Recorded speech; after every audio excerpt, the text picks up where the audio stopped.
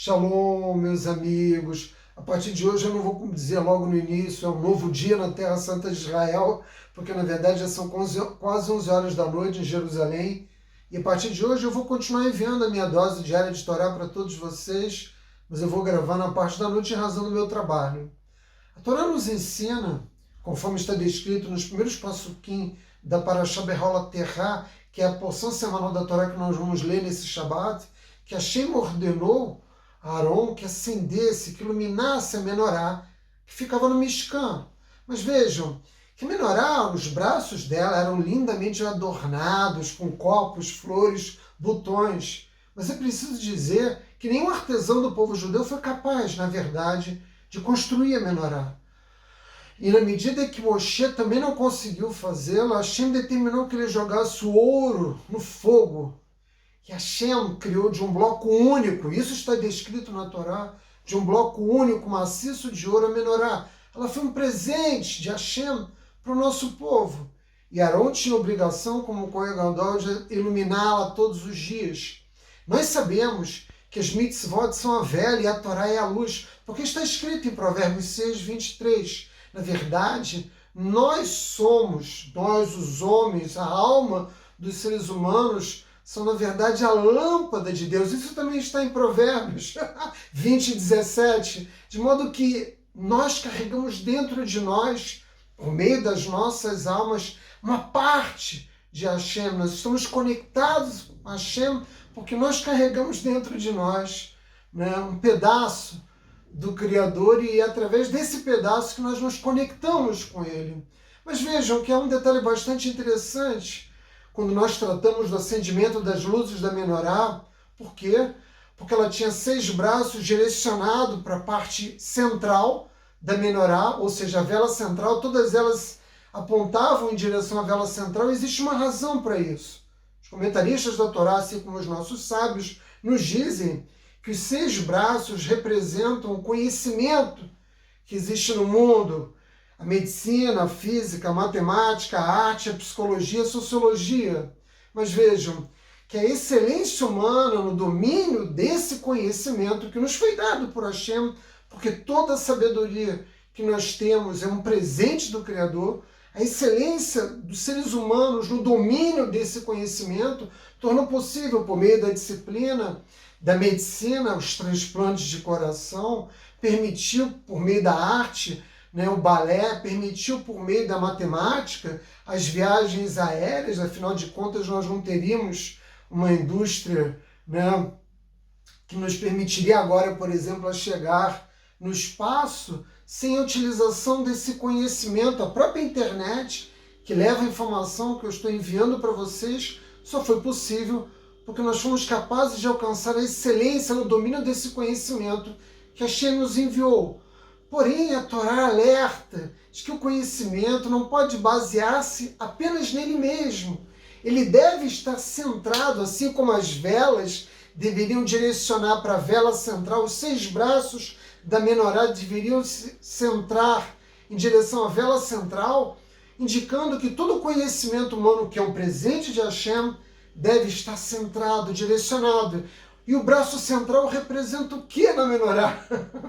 O que ele simboliza? Ele simboliza Hashem, ele simboliza Deus, ele simboliza a Torá mesmo, ele simboliza toda a dimensão de espiritualidade que pode existir no mundo. Por isso, a sabedoria é completamente inútil quando ela está destituída da presença divina.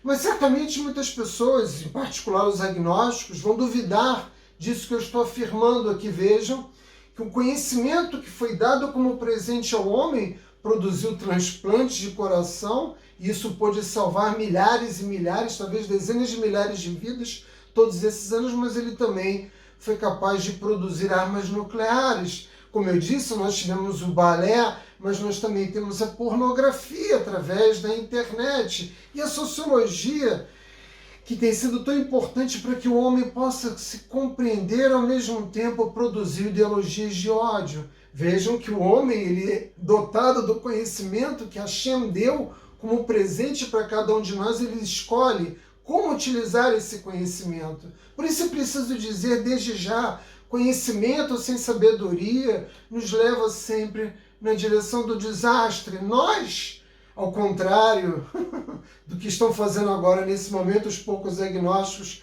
que vão assistir esse vídeo, com uma certa atitude de desconfiança, com uma certa atitude de arrogância, eu devo dizer a eles que todo conhecimento, quando ele está dissociado da sabedoria do Criador, nos leva, evidentemente, em direção à destruição. E aí você vai me perguntar, mas Átila, me dê um exemplo disso? Eu gosto sempre de usar o exemplo da Grécia. A Grécia foi, indiscutivelmente, um império poderoso, como muitos que passaram.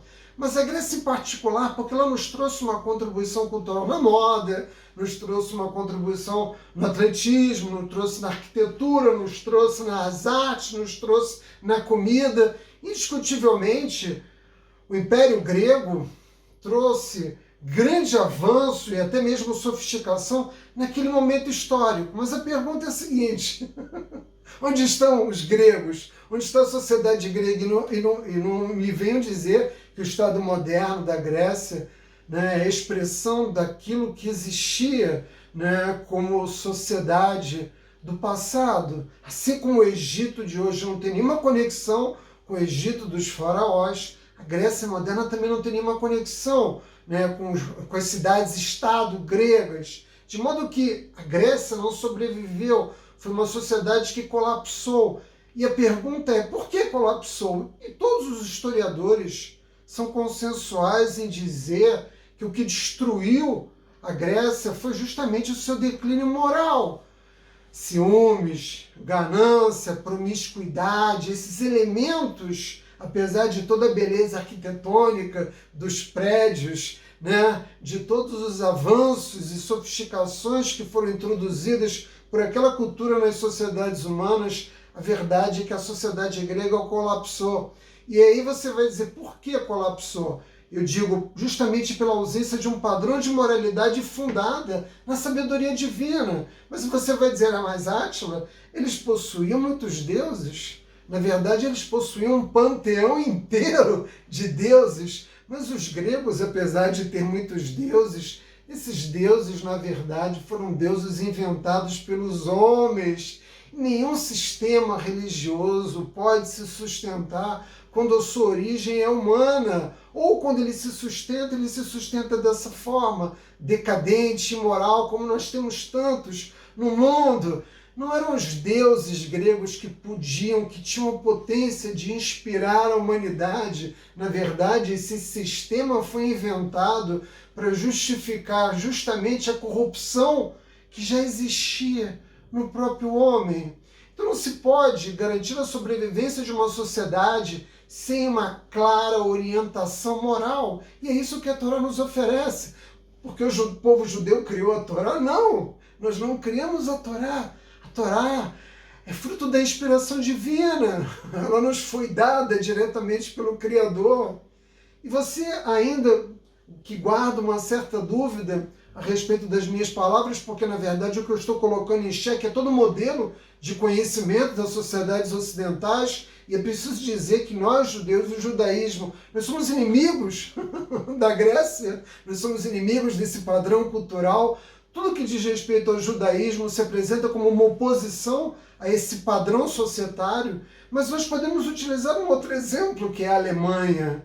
A Alemanha também, a Alemanha que antecedeu a Segunda Guerra Mundial, também era uma Alemanha de inúmeras instituições acadêmicas bastante reconhecidas, mas isso não impediu que eles produzissem a solução final. E saibam, meus amigos, que a conferência de Wannsee, que foi a conferência que decretou a solução final, dos 13 membros dela, 9 possuíam doutorado, ou seja, eram pessoas que haviam sido consagradas academicamente, cientificamente reconhecidas, e isso não os impediu de produzir um modelo de destruição em massa das vidas humanas, como aquele que nós sabemos, que resultou como decisão dessa conferência, que foi a tentativa, como tantas outras que existiram ao longo da história, de destruir o povo judeu. Portanto, uma sociedade com conhecimento, com enorme tecnologia, mas sem Deus, sem o conhecimento e sem a sabedoria de Deus, ela não tem a possibilidade de se perpetuar no tempo.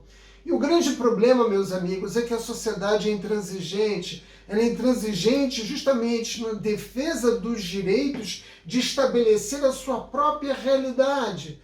Ela se afasta da palavra divina, ela se afasta das leis do eterno e ela passa a estabelecer o seu padrão daquilo que deve ser o bom e daquilo que deve ser o mal. E nós afirmamos que os objetos, né, que devem constituir esse padrão, eles não podem ser racionalizados simplesmente pelas sociedades humanas, eles precisam estar ancorados naquilo que eu chamei antes de orientação moral clara. Antes do Sinai, antes que o povo judeu recebesse a Torá, Hashem ofereceu outros povos. E os outros povos, que a gente chama de nações, perguntaram ao Criador, mas esses mandamentos que você tem para nos oferecer diz o que? Olha, vocês não podem matar, vocês não podem roubar. E essas sociedades, as nações disseram assim, não, muito obrigada, nós não nos interessamos em cumprir estes princípios desde o início dos tempos. Hashem vem tentando oferecer à humanidade uma orientação moral clara que nos permita justamente revelar a diferença que deve existir entre o bem e o mal. E os nossos comentaristas, os comentaristas da Torá, explicam justamente que na medida em que a humanidade toma para si, tirando de Deus a responsabilidade de oferecer a inspiração aos homens daquilo que deve ser a bondade e a maldade, você que eventualmente ainda estiver em dúvida a esse respeito, eu preciso dizer que a bondade e a maldade para o judaísmo está assentada na observância e na transgressão da Torá. Por quê? Porque nós, judeus, queremos assim? Não. Porque as leis que nos foram dadas no Monte Sinai não foram leis criadas pelo nosso povo, mas leis oferecidas pelo Eterno. Portanto, aquilo que é bom e aquilo que é mal deve estar ancorado nas leis do Eterno. Portanto, se nós temos que racionalizar alguma coisa, essa racionalização deve se basear nos princípios da Torá, meus amigos. Como eu disse no início, a alma do homem é a lâmpada de Deus. Nós podemos escolher brilhar, nos acender essa chama potente que existe em cada um de nós, ou nós podemos escolher viver numa vida sem luz como essa que paira na humanidade, meus amigos. Uma boa noite a todos vocês.